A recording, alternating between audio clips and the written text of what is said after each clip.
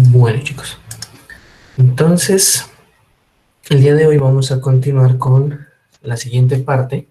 Como habíamos dicho en la clase pasada, partíamos, o bueno, hacíamos un recorrido hacia ya lo que eran los circuitos digitales y a partir de ellos, pues ya viendo lo que son los componentes microprogramables, ¿no? Dando paso como tal, bueno, a lo que son los microcontroladores que como tal pertenecen a esta última clasificación.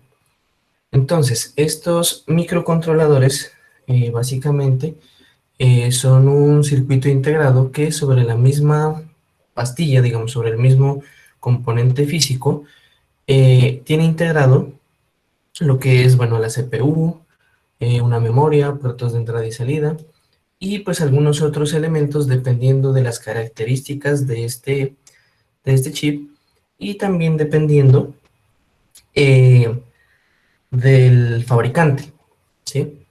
Bueno, entonces, hablando como de los escenarios o de las aplicaciones en las que se puede utilizar este procesador, lo podemos encontrar en el marco de, bueno, obviamente en la industria informática, como también en el electrodomésticos, como televisores, neveras, bueno, etcétera. También en lo que son los sistemas de comunicación, en la parte de la industria y de la automatización. Aquí en la diapositiva, pues bueno, podemos ver en primer lugar lo que es un PIC, ¿sí? Que pues más adelante también hablaremos de ello, y pues sobre el cual se implementan lo que son los códigos en lenguaje ensamblador, ¿sí? Más abajo pues tenemos ya un chip, ¿sí? Que es algo, bueno, es como, digamos, otra presentación, digamos, del microcontrolador, salvo que este pues digamos tiene un empastillado, ¿sí? Un poco más pequeño, ¿sí? Más miniaturizado, para efectos, pues, de montarlo sobre una PCB, sobre una tarjeta. Y, pues, acá tenemos un ejemplo de una placa Arduino, sobre la cual, pues, digamos, además de los componentes sobre los que se extiende en el marco de la tarjeta, toda la funcionalidad depende, pues, básicamente del microcontrolador, ¿sí? Que igual también más adelante, cuando ya lleguemos a esta temática, pues también ya hablaremos de ello. Listo, entonces, una característica también que debemos resaltar es que los microcontroladores, bueno, al ser tan sencillos, o bueno, de lo que podríamos diferenciarlo de otro tipo de chips o de otro tipo de componentes en el área informática, es que estos elementos se programan para realizar tareas puntuales, ¿sí? O tareas muy específicas, lo que sería pues ya en el marco de lo que son los sistemas embebidos. En este caso, digamos, podemos programar un PIC, bueno, por poner un ejemplo, para controlar variables, para obtener datos y también transmitir datos en respuesta, o sea, como de alguna manera podríamos decir para un sistema de control, ¿no? Entonces, bueno, por ejemplo, si hablamos de los sensores, se puede programar que cada cierto periodo de tiempo se empiecen a registrar y a captar los valores que de este sensor provengan. Hablando en términos de los actuadores, bueno, que también hablaremos un poco más en detalle, pero pues básicamente el actuador normalmente es un elemento que tiene funcionamiento en respuesta a algún valor, alguna acción o alguna instrucción del microcontrolador que muy probablemente, o bueno, generalmente, proviene de la interacción con los datos en respuesta de un sensor. Por ejemplo, si tomamos el sensor de temperatura, un actuador podría ser, por ejemplo, un ventilador o un sistema de aire acondicionado. Entonces, tomando en relación, digamos, un valor X que se determine de temperatura de acuerdo a la lógica de programación o a las necesidades como tal del, del dispositivo, entonces podría ser que cuando rebase determinado valor de temperatura, entonces pues va a producir el encendido del actuador, ¿no? Hablando por ejemplo, de un motor, ¿sí? También se podría programar para, digamos, por un lado, podría ser registrar la velocidad de un dispositivo, o desde el mismo controlador poder, digamos, ajustar esos valores de velocidad. Digamos, por ejemplo, para el caso de una electroválvula, ¿sí? Se podría controlar, pues, el sistema de apertura y de cierre de esa válvula también a través de una instrucción programada sobre un microcontrolador. Bueno, hablando del ejemplo de obtener y transmitir una variable, tendríamos que, bueno, podríamos encontrarlo en el ejemplo de un mouse. El movimiento de un mouse, pues básicamente estaría dado sobre el plano XY. Entonces, el microcontrolador interpretaría ese movimiento físico en ese plano y posteriormente lo transformaría en coordenadas, ¿sí? Que envía al computador, ¿sí? Entonces, digamos, como podemos ver, o sea, hay tareas como sencillas hacia unas tareas también un poco más sofisticadas, ¿sí? Pero todo ello, digamos, relacionado en una función específica, como les decía al principio. Bueno, ya que estamos hablando de ese tipo de funcionalidades, ¿cierto? Damos paso a que, pues, todo este tipo de instrucciones, toda esa lectura y demás, requiere, pues, de transmisión de datos, modos de transmisión. En este modo de transmisión, ¿sí? Hablamos de una unidad básica que son los bits, ¿sí? Lo que hablamos ya más específicamente, ¿no? Eh, Aquí entonces hablamos de que los procesadores, ¿cierto? O sea, no toman como esa información o esa información bit al mismo tiempo, ¿sí? Sino que pues son capaces de procesar varios bits, ¿sí? Generalmente como el tamaño estándar, ¿cierto? Que son los que les digo, los de 8 bytes, perdón, 8 bits, o sea, un byte, ¿sí? Y pues digamos que eso es como lo que se considera como el tamaño estándar, ¿no? Lo que pues bueno, en otros contextos se toma como el tamaño de una palabra. Pero eso, digamos, ya se toma o ya se habla en los sistemas de conexión en paralelo, que de ello también vamos a hablar. ¿Listo? Hasta ahí, chicos, ¿alguna pregunta, alguna duda? No, profe.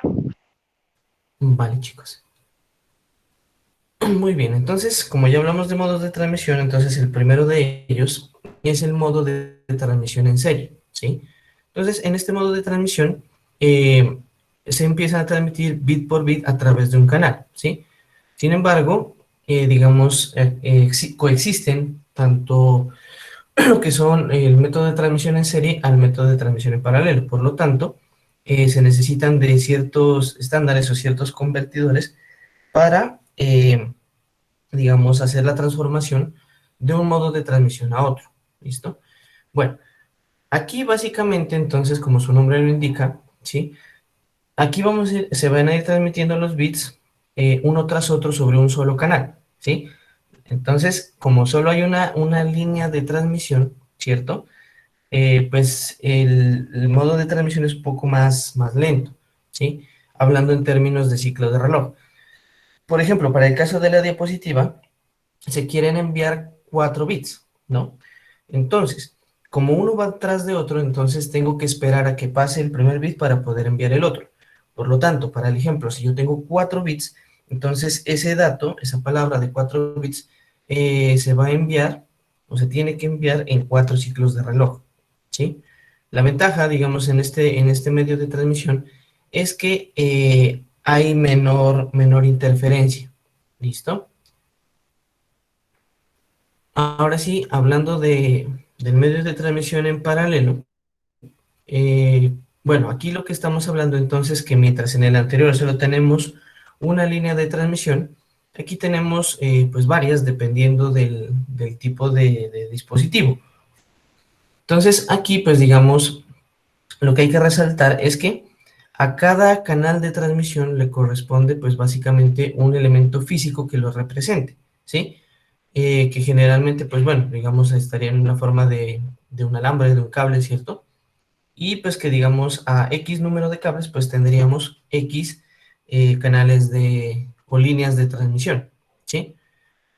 Hablando en un computador, de pronto, pues bueno, pues no del sistema que se maneja ahora, pero antes en los computadores de escritorio había unas correitas, ¿cierto? Que cada una de ellas era pues básicamente un apilamiento de cables, ¿sí? Sobre el mismo encauchetado.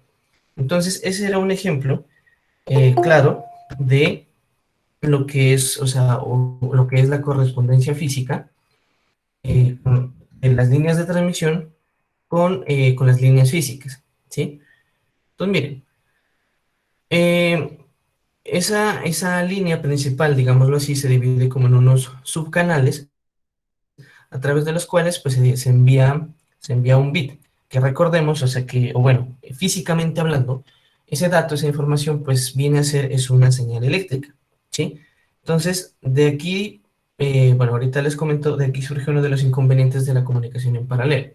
Pero bueno, hablando de la ventaja que representaría tomando los mismos 4 bits, entonces aquí lo que pasa entonces es que mientras que en el anterior tenía que esperar que se enviara un bit para poder enviar el otro, aquí como cada línea de transmisión es, pues bueno, entre comillas independiente, todos los bits los puedo enviar en el mismo ciclo de reloj. Entonces aquí, pues para el caso de los 4 bits, en un solo ciclo de reloj puedo enviar todos cuatro, ¿sí? Y pues, digamos, obviamente esto representa mucha mayor velocidad. Eh, el inconveniente de pronto aquí es que pues aquí sí se puede presentar interferencia entre líneas. Entonces, miren, si nosotros hablamos o miramos que nosotros pues estamos hablando de que cada canal es un cable, ¿cierto? Entonces pasa un fenómeno físico que básicamente pues es algo como inevitable, ¿no? Entonces, eh, lo primero es que, bueno, aquí cada dato entonces es una señal eléctrica. Y como tal, la señal eléctrica cuando pasa por el cable, pues produce tanto un campo eléctrico como un campo magnético, ¿sí?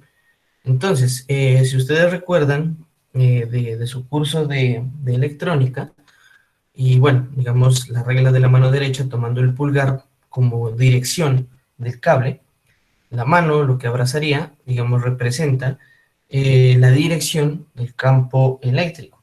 Entonces, ¿qué sucede? Que ese campo eléctrico empieza a hacer interferencia sobre el cable que está inmediatamente al lado. De igual manera, si nosotros tomamos el caso de que estamos enviando 4 bits simultáneamente, entonces la primera señal o el primer bit empieza a afectar con su campo al segundo y el segundo a su vez al tercero. Entonces, así sucesivamente y pues se genera como ese efecto de interferencia, a fin de que pues de pronto el primer bit sería el que llega pues relativamente bien en comparación a los otros. Sin embargo, si nosotros vemos, o sea, que ya en los sistemas modernos se utiliza más la transmisión en paralelo que la transmisión en serie, aún sabiendo, pues digamos, este tipo de inconveniente que se presenta, entonces, ¿cómo pensaría uno que se puede solucionar eso? Sabiendo que pues es un fenómeno físico que pasa sí o sí, por el simple hecho de ser una señal eléctrica, ¿sí? Entonces, ¿a ustedes cómo se les ocurre, chicos, que se podría solucionar ese problema? ¿Sí? Sabiendo que pues eso, pues, bueno, es una señal eléctrica y se va a producir como sea el campo eléctrico, ¿sí? Por ejemplo, Andrés, ¿qué dices? ¿Qué se te ocurre? ¿Cómo se podría solucionar eso?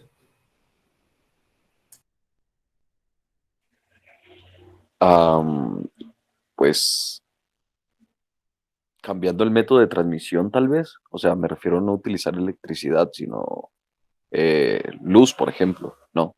O, pero pues en ese caso específico no, no sabría. Listo, Andrés. Pues sí, de hecho, digamos que eso de alguna manera es como de las ventajas que tiene pues la fibra óptica, ¿no?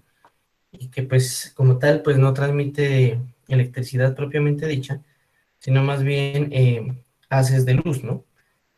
Bueno, pero digamos, si nosotros vemos pues que en los computadores todavía se utilizan cables y demás, mm, digamos, bueno, pensemos como en otra alternativa. Por ejemplo, no sé, Magnolia, ¿qué opinas? ¿Qué podría ser? Lo que sea, no importa, lo que se les ocurra.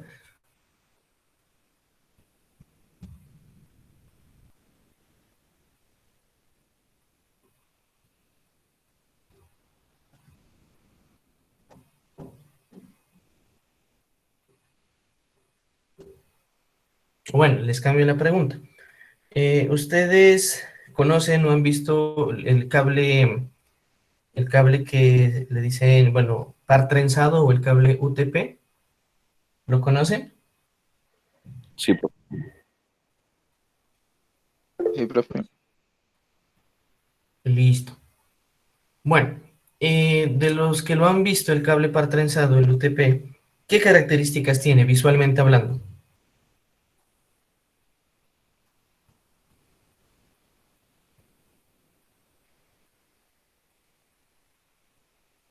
Están separados por un aislante. Listo, uno están separados por un aislante, bien. ¿Qué otra cosa?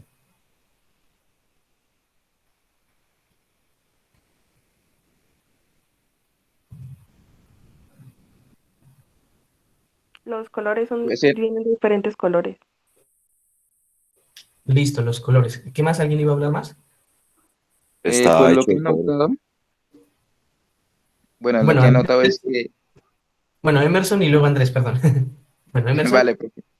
Lo que he notado es que, por ejemplo, en los computadores, la entrada más diferente que hay, pues, respecto a las demás calidades del computador, ¿no? ok, listo. Andrés, El material del cual estaban hechos cobre, así que es caracteres. listo. Bueno, hay una cosa que de pronto no he mencionado todavía, que es que los cables, o sea, bueno, listo, hablando de los colores, es que están, pues bueno, como su nombre lo indica, trenzados, ¿cierto? Ustedes los han visto que entre parejas están como enrollados, ¿cierto? Y que bueno, pues ya en telecomunicaciones eso tiene una convención, pues bueno, para conectar uno con otro y bueno, etcétera, ¿no? Pero bueno, si nosotros pensamos en la parte física, ¿cierto? ¿Qué implica ese trenzado, digamos, que tiene cada cable? ¿Sí? Entonces, o uno diría, bueno, ¿por qué, digamos, si es un cable, si ya están como aislados de manera externa y de hecho aislados entre sí? ¿Cómo es que, bueno, por qué alguien se tomaría el trabajo de enrollar esos cables que son tan delgados y es más, en, digamos, trenzarlos en parejas, ¿no? Entonces resulta que ese pequeño efecto, bueno, hablando en términos físicos, ese trenzado, hace que las líneas no se encuentren perfectamente paralelas unas con respecto a las otras.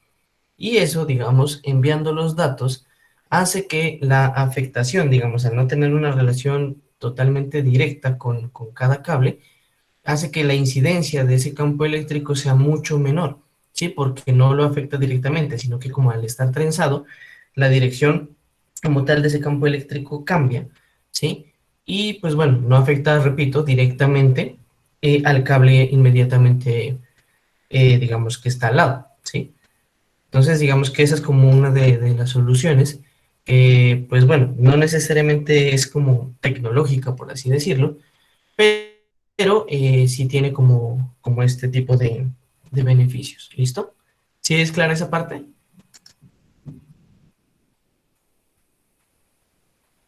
Sí, profe. Listo. Ah, bueno, chicos, discúlpenme un momento, ya regreso.